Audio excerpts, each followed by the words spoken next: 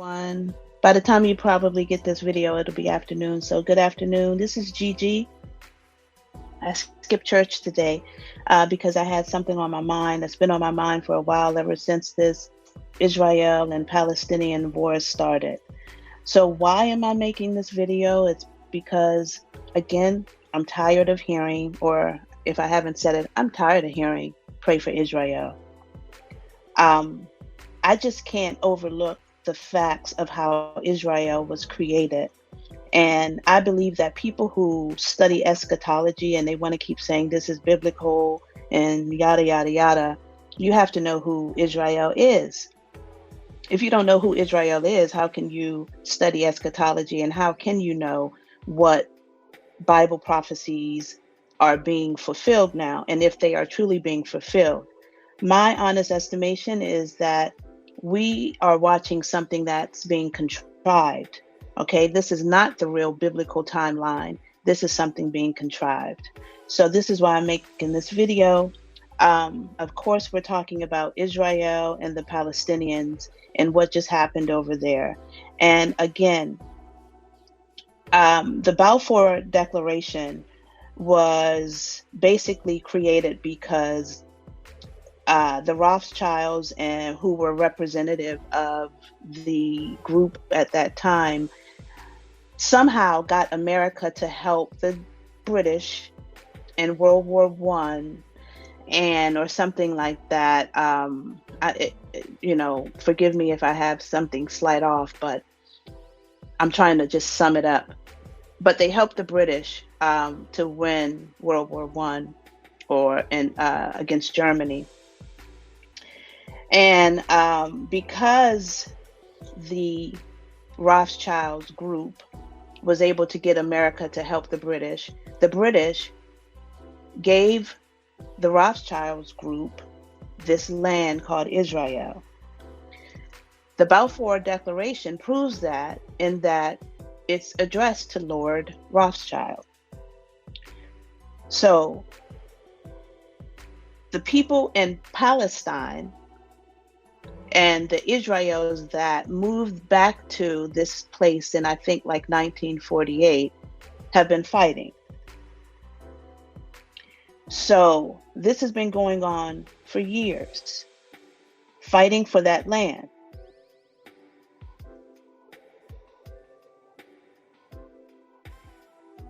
A couple years ago, I used to follow this pastor called Pastor Omar Tabo.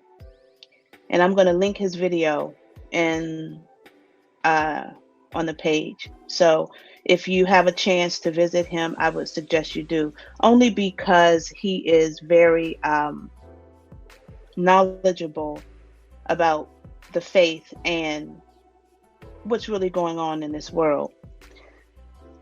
But before that, I want you to listen to Benjamin Friedman. It's a 1961 speech at the Willard Hotel. And it kind of, in my estimation, sums up what's really going on right now and what happened, kind of up to where we are. And I just think it's very, very informative. I would really suggest anybody who's interested in learning more about what's going on in Israel and Palestine, you should listen to that speech. It was in 1961. I don't know if he made it. I think he made it in 61, but it's a 1961 Benjamin Friedman speech. I've linked it in the bottom. You can listen to it. It's kind of long, so you might want to chop it up, but I really believe it's worth listening to. So what I believe is going on in Israel and Palestine is a contrived war that is attempting to lead us into a bigger war. And the reason I felt so compelled to come on today is because I have that same urging that I had in 2020 when I made the video, What God Told Me in 2020, right? I've linked that as well. So back then, he led me, I was fasting too. And so he led me to this story of this man who had transitioned to a woman and married a woman who had transitioned to a man. It was the most weirdest, bizarre thing.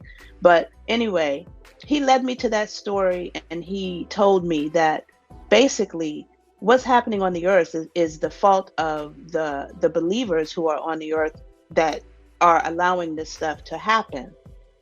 And that was just the gist of that video. But God really led me to that. And the reason that I go back to that video is because none of us knew that we would have to go through that pandemic.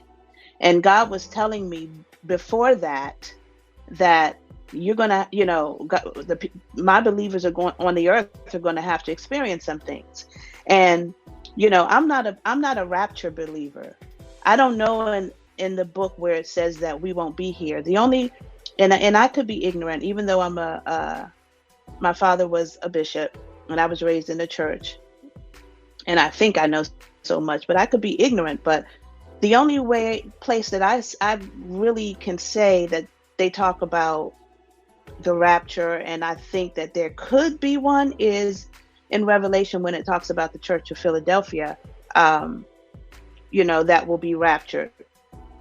But the Revelation also says that he's going to lessen, the Most High is going to lessen some of the atrocities on the earth because of his elect that are still here.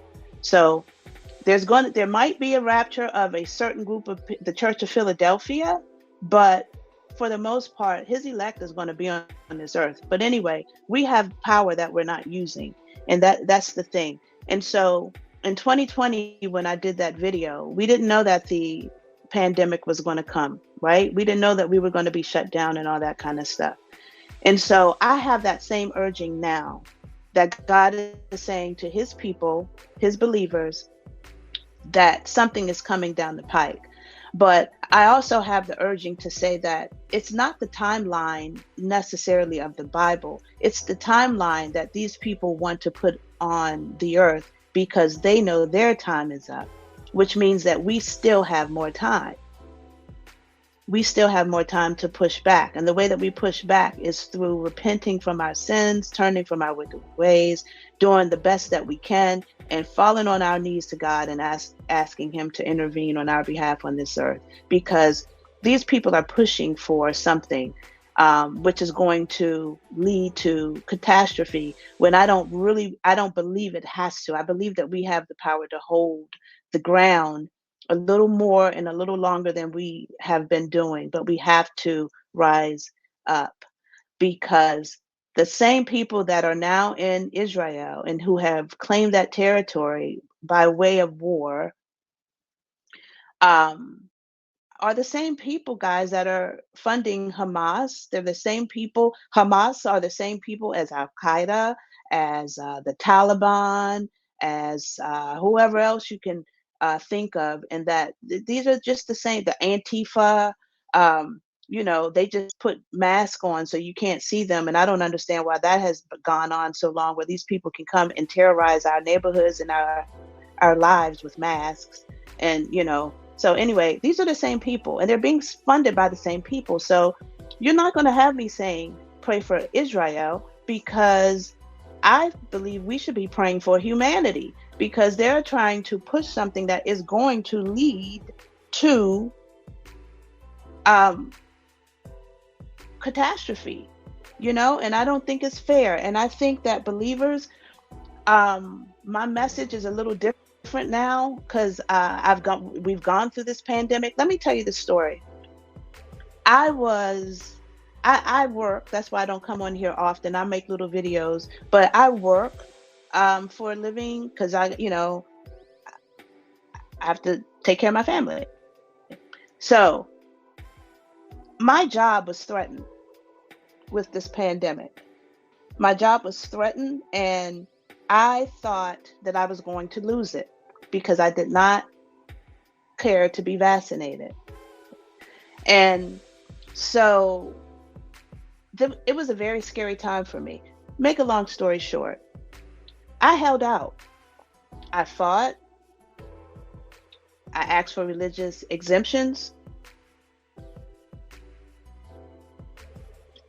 By the time I got through all that, the everything was basically taken down. I'm meaning they were no longer pushing for us to be vaccinated. I think it was the Supreme Court that basically said that you couldn't push it on certain people, and whatever. It fell. That whole thing fell through. So I was able to keep my job, and without falling, and against what I believed in. I think that we have to be reminded that we do have options here, and that God did give us the ability to hold the ground. I'm talking to believers here. We have the ability to hold the ground. And I think that this is the time that we need to hold the ground, because they're planning something, and it's being planned by the same people. It's not a war against them, it's a war against us. And we're sitting here kumbayaing, talking about pray for Israel. No, pray for humanity, because Israel was the letter is clear. It was addressed to Lord Rothschild. That's their land. And if I'm not mistaken, the Bible calls them the synagogue of Satan in Revelations. So why are we praying for the synagogue of Satan again? I'm not sure. And I'm so tired of these Christians in these churches talking about pray for Israel and quoting all the stuff in the Bible, because if you don't know who Israel is, then goodness, why should you be preaching the gospel? I know a lot of people listen to Hagee, and I hate to say it, but I don't understand how he doesn't understand who Israel is and understand behind, so it makes me just kind of everything. I've always been that type of thinker anyway. So anyway, guys, it's time to hold the ground, believers. It's time to hold the ground, because they're planning something, because they know their time is up. God is soon to return, and they know their time is up. And so they're planning something against us. And just like I stood and didn't get that vaccination, and I still have a job, even though I'm close, I'm pretty ready to call it quits, but I still have a job. We can still hold the ground. See, it's like we've given up. People have given up, and we should not give up. We should hold the ground. We don't want war. And look, don't you know that Iran, those same weapons that the Biden administration left over in Iran after he pulled them out, they're using those weapons. And don't you think they'll use those weapons against us? They're just trying to contrive something. And I think we have time to hold ground and push back. And I think we need to. This is time, for the salt of the earth to salten the earth. And so that's my nugget for today. I just I had to come on here and talk about this situation. And how do you guys feel? Do you know about the Balfour Declaration? Do you really believe that these people over in Israel who don't believe in Jesus Christ are truly God's people? Do you believe that this is all contrived? Or do you believe that this is the biblical prophecy of the Bible? I want to know your thoughts. Also, check my website out and go get Mark, the Beginning of the End. It is the first of a trilogy, loosely based on my life and some of the things that I felt the Holy Spirit has told me through my life. And it is available at my website. So go pick it up, guys, and support me. I am trying to establish like the first Christian superhero, for the earth, for youth, for people to know that God is still on the throne. He's still in control, and he is running everything. However, he's not really pleased with how we're running things. We've let things go. And so we got to pick it up a little bit. All right. Peace. Have a great Sunday. This is Gigi. Peace.